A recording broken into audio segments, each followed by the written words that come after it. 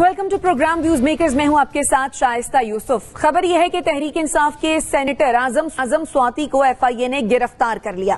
गिरफ्तारी के हवाले से उनके बेटे ने मीडिया को बताया है कि आजम स्वाति को रात 3 बजे एफआईए एहलकारों ने हिरासत में लिया और एहलकार जाते हुए घर का सीसीटीवी रिकॉर्ड भी अपने हमरा ले गए। गिरफ्तारी की खबरें आने पर इब्तदा में एफआईए की जानिब से कहा गया कि आजम स्वाति एफआईए को किसी केस में मतलूब नहीं है और न ही वो ममनुआ फंडिंग केस में शामिल हैं, ताहम उन्हें बाद में अदालत में पेश कर दिया गया। अब सवाल यह है कि क्या तहरीक इंसाफ के सेनेटर की गिरफ्तारी का तरीकाकार दुरुस्त है? इस पर डिस्कशन के लिए जो मेहमान हमारे साथ मौजूद हैं, तारुफ मैं आपसे करवा देती हूं। हमें ज्वाइन किया है ब्रिगेडियर रिटायर्ड हारिस नवाज साहब ने, डॉक्टर नाजिर महमूद साहब हमारे साथ मौजूद हैं, नसीम सिद्दीकी साहब ने हमें ज्वाइन किया है और हमें ज्वाइन किया है मुजम्मिल सोहरवर्दी साहब ने भी। आप तमाम मेहमानों के वक्त का बेहद शुक्रिया। मुजम्मिल साहब, आपकी जानिब आऊंगी। जिस तरह से एक सीनियर सियासतदान और सेनेटर आजम स्वाति को गिरफ्तार किया एफआईए ने, आपके ख्याल में ये तरीकाकार ठीक था?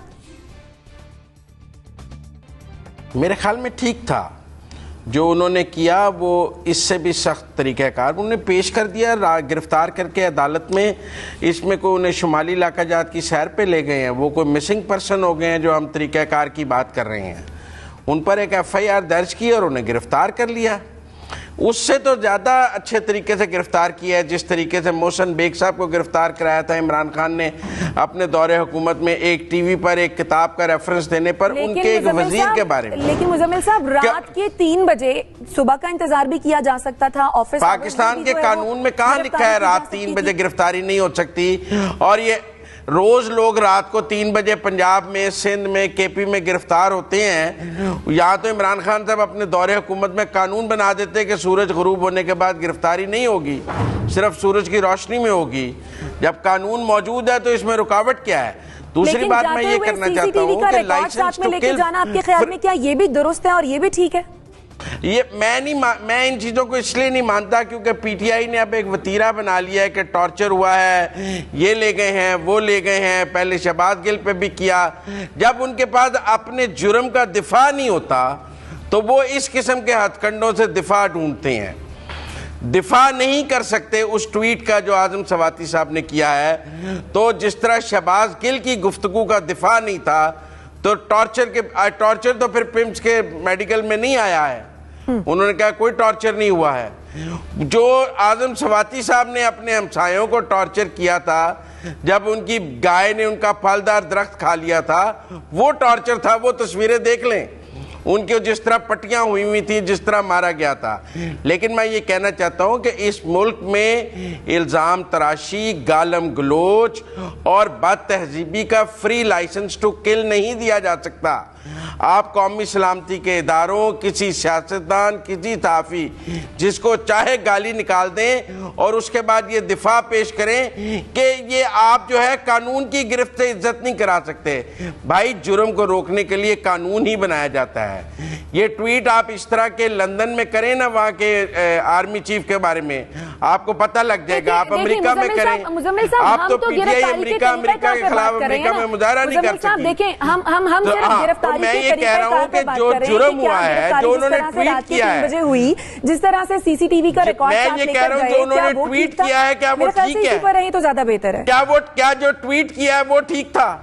क्या वो ट्वीट जायज था जो उन्होंने किया है? सिद्दीकी साहब, आपको नहीं लगता कि जिस तरह से आजम स्वाति साहब को गिरफ्तार किया गया, इस तरह से भले उन्होंने जो भी किया है या नहीं किया, हमदर्दियां उनके साथ चली गई? देखिए शाइस्ता, बहुत अच्छा सवाल आपने किया और तज्जियाकार होने के नाते बड़ा इसको बैलेंस्ड होकर हमें इसका जवाब देना चाहिए। मैं आपको एक छोटा सा वाकया सुनाता हूँ। जब एहतसाब कोर्ट में मोहम्मद नवाज शरीफ साहब, साबिक वज़ीर आज़म, और मरीम नवाज के ऊपर केस चल रहा था तो वो लोग अदालत में बैठे हुए होते थे और जब जज तशरीफ़ लाते थे तो रीडर बाहर जाके आवाज़ लगाता था कि नवाज शरीफ वगैरह हाजिर हो। तो ये बात बड़ी नागवार गुजरती थी नवाज शरीफ साहब को कि वो 3 दफ़ा के वज़ीर आज़म हैं, अदालत में बैठे हुए हैं और आप बाहर जाके इस किस्म की आवाज़ लगा रहे। गलत था, बिल्कुल मैं कंडेम करता हूँ। ऐसे नहीं करना चाहिए। किसी को भी आप रात को जाके गिरफ्तार कर लें, पार्लियामेंटेरियन है, कोई भी पार्लियामेंटेरियन हो, ये कोई तरीकाकार नहीं है। और फिर जब आप गिरफ्तार करते हैं तो आपको पहले चेयरमैन सेनेट से, स्पीकर कौमी असेंबली से पूछना चाहिए, इजाज़त लेनी चाहिए। लेकिन हमारे कुछ दोस्त हैं, वो पीटीआई के साथ कोई जुल्म हो जाए ना तो बड़े खुश होते हैं, उनका दिल जो है ना उसमें लड्डू फूट रहे होते हैं। मोहसिन बेग साहब की मिसाल फट दे दी।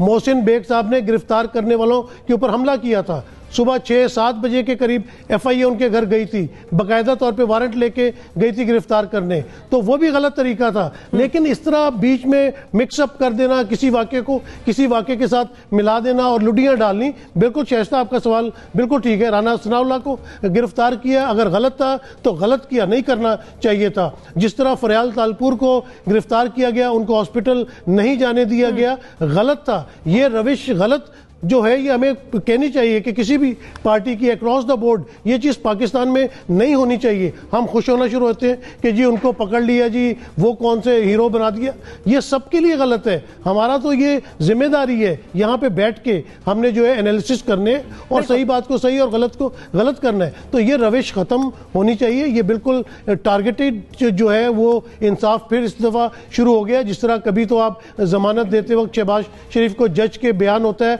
कि इसमें बहुत सारी जो है वो गलतियां हुई हैं, इसको दुरुस्त करना चाहिए, लेकिन एकदम से बेल हो जाती है, वहां हमारे लोग खुश होना शुरू हो जाते हैं। ये हमारे अदल के निजाम को और ये जो तफ्तीश और गिरफ्तारी है इसको दुरुस्त होना चाहिए। ठीक है डॉक्टर नाजिर साहब, जब इस तरह की कार्रवाई होती है, पुलिस करती है या फिर FIA करती है कि आधी रात को कहीं पर जाकर अचानक से छापा मारा जाता है, चादर और चार दीवारी का ख्याल और तकद्दुस जो है वो पामाल किया जाता है, आपके ख्याल में इस तरह की कार्रवाइयों से ऐसे इदारे मजबूत होते हैं या फिर कमजोर, या उन पर सवालिया निशान लग जाते हैं? फिर सवालिया निशान तो लगे हुए हैं, और सवालिया निशान से ज़्यादा मुझे इस पूरे एपिसोड पे दुख बहुत हो रहा है, अफसोस हो रहा है। अफसोस इसलिए हो रहा है कि ये वतीरा जो है वो PTI ने तो खैर उसको बहुत आगे पहुंचा दिया, लेकिन इससे पहले भी ये होता रहा पिछले 4 साल में। अब तो खैर ये PTI वाले, खुद इमरान खान और इनके जितने साथी हैं वो सब बड़े मजलूम बनकर सामने आ रहे हैं, लेकिन इन्होंने खुद 4.25 साल क्या किया है। हमें याद है कि मरियम नवाज के कमरे में रात को, होटल के कमरे में दरवाज़ा तोड़ के दाखिल होना, वो सारी चीज़ें और बेशुमार वाक़यात अभी मुज़म्मिल सोहरवर्दी साहब ने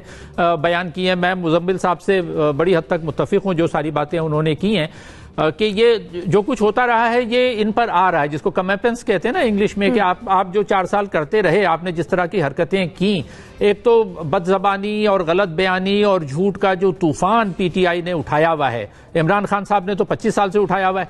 उसके बाद उनके साथ जो वो फारसी में कहते हैं ना कि हर के दर काने नमक रफ्त नमक शुद्ध, के नमक की कान में जो भी गया वो नमक बन गया। तो इमरान खान साहब के साथ जो भी आया उसने एक से बढ़कर एक जो है वो, चाहे वो शहजाद अकबर हो, शहजाद गिल हो, शहरयार आफरीदी हो, यानी दर्जनों नाम लिए जा सकते हैं कि जिनको हम अच्छा समझ, इवन शीरी मजारी तक। तो अब इन लोगों ने तमाम हुदूद पार कर ली हैं। कहीं ना कहीं तो रुकावट लगनी चाहिए ना कहीं तो इनको सोचना चाहिए कि भाई ये तूफान बदतमीजी कहाँ रुकेगा। मिसाल के तौर पे आज खुद इमरान खान साहब की आप तकरीर देख लें, तस्बीह उन्होंने हाथ में पकड़ी हुई है, और उसके बाद वो अपने बड़े पुररौनक चेहरे के साथ वो क्या दोहरा रहे हैं, एक ही बात दोहराए चले जा रहे हैं, ये गद्दार, ये चोर, ये गद्दार, ये चोर, और इनको छोड़ दिया गया है। मैं इदारों से कहता हूँ कि इनको क्यों छोड़ दिया गया, क्या मतलब है? सिलसिला जाके रुकना ही चाहिए ना कोई तो स्टॉप लगा। देखिए, ये मैं FIA ने जो कहा मैं उसको किया, वो गलत है। ये इस तरह से नहीं करना चाहिए। रात को 3 बजे जाकर किसी के घर से किसी को उठाना, इसका तरीका होता है, जबकि मुज़म्मिल सोहरवर्दी साहब कह रहे हैं कि जी कानून है 3 बजे भी हो सकता है, लेकिन यह तरीका ठीक नहीं है। अगर पहले इमरान खान 4 साल गलत करते रहे तो आप मजीद गलती ना करें, इर्रिस्पेक्टिव ऑफ के उन्होंने क्या कहा या क्या ट्वीट में था, उस पर हम बात नहीं कर रहे, लेकिन इस तरह से 3 बजे जाना, किसी को उठाना, ये तरीका दुरुस्त नहीं है। इस तरह की आपने बिल्कुल सही कहा कि इन चीज़ों को कहीं ना कहीं रोकना चाहिए, लेकिन इसके साथ साथ हमें PTI के बारे में भी ये कहना चाहिए कि उनको भी कहीं ना कहीं रोकना चाहिए। उनके तूफान बदतमीजी में तो कोई रुकावट ही नहीं आ रही है। जैसे मैंने आज की मिसाल दी, आज आप देख लें कि किस तरह की वो मुसलसल जो बयानियां 25 साल से झूठा वो चला रहे हैं। इमरान खान साहब को गुस्सा इस बात पर है कि जिसको मैं चोर कह रहा हूं उसको छोड़ा क्यों जा रहा है? भाई सबूत है नहीं, कोई चीज अदालत में आई नहीं। आप ये चाहते हैं कि चूंकि आप 25 साल से इल्जामात लगाए चले जा रहे हैं तो पूरी दुनिया उस पर यकीन कर ले, इदारे भी उस पर यकीन कर ले, अदलिया भी उस पर यकीन कर ले, और जिनको ये चाहते हैं, जो इनके मुखालिफ हैं, उनको सजा दे दें सिर्फ इसलिए कि ये उनके खिलाफ हैं। और गद्दार कहना, बार बार गद्दार कहना, ये बिल्कुल जो तूफान बदतमीजी है वो भले किसी भी जमात की जानिब से हो, उसको रोकना बहुत जरूरी है और उसको कहीं ना कहीं स्टॉप लगने की जरूरत है। डॉक्टर नाजिर, आपका पॉइंट आ गया। ब्रिगेडियर साहब, आपकी जानिब आऊंगी। आप इत्तफाक करेंगे इस बात से कि FIA को अपना तरीकाकार तब्दील करना होगा, FIA में इस्लाहात लाने की जरूरत है ताकि आइंदा इस किस्म के वाकयात, भले वो जो शख्स है वो किसी भी जमात से ताल्लुक रखता हो, ऐसे वाकयात पेश ना आए। देखें शाइस्ता, बात यह है कि सबसे पहली तो ये बात है कि हमारे जो FIA है, ये आपकी पुलिस है, they should follow the state. और ख़ास तौर पे अगर एक दफ़ा जो दूसरी गवर्नमेंट आती है तो आपकी एटीट्यूड चेंज हो जाता है, आपकी प्रायोरिटी चेंज हो जाती है। जो दूसरी गवर्नमेंट आती है तो आप उधर चल पड़ते हैं। I think they must have the self respect and self honour for your own organisation. Number 2 बात यह कि देखें, इसमें जो बात है, आदम स्वाति साहब एक बड़े मैच्योर सेनेटर हैं, उनको ये पता होना चाहिए कि आपने किसके बारे में क्या बात करें और कैसी बात करें। आपको आर्मी को टारगेट नहीं करना चाहिए। आपके क्या मुल्क में मार्शल लॉ लगा हो तो आप कहेंगे बिल्कुल कि आर्मी ने गलत किया, आर्मी का कसूर है। आपके कोर्ट्स इंडिपेंडेंट है। उसके बाद अगर आपने टारगेट करना है तो आप सुप्रीम कोर्ट को कहें कि जी उन्होंने क्यों छोड़ा, उनकी क्या गलती है, कैसे हुआ। और कोर्ट का भी हमें समझना चाहिए कि कोर्ट्स एविडेंस पे चलते हैं। सबसे बड़ा जो जुल्म पीटीआई ने खुद अपने साथ किया वो ये है कि आप असेंबली छोड़ के आ गए और आपने वो जिस मकसद के लिए आए थे उनको आपने फैसिलिटेट कर दिया कि वो अपने मकसद में कामयाब हो जाए। फॉर इंस्टेंस, अगर ये वहाँ पर होते ना, ये चेयरमैन जो है ये नैब के बनते, उसके बाद अपोजिशन का नहीं बनते, राजा रियाज, नूर आलम जो है ये पब्लिक अकाउंट कमेटी के चेयरमैन नहीं बनते। और उसके साथ जो कवानीन उन्होंने बनाए, फिर इमरान को जो नैरेटिव था कि ये अपने मकसद हल करने के लिए आए हैं, सेल्फ इंटरेस्ट के लिए आए हैं, अपने केसेस खत्म करने, वो ये खुद ब खुद अवाम को ये यकीन दिला रहे हैं। मुझे समझ नहीं आती कि इनको क्या जल्दी, अगर आप 1 साल अभी हैं तो गो स्लो, डू सम तरीके से चलें। मुझे तो हैरानी है इस बात के ऊपर कि इनको इतना शायद जल्दबाजी में ब्रिगेडियर साहब इनसे गलतियां हो रही हैं, ऐसा ही है?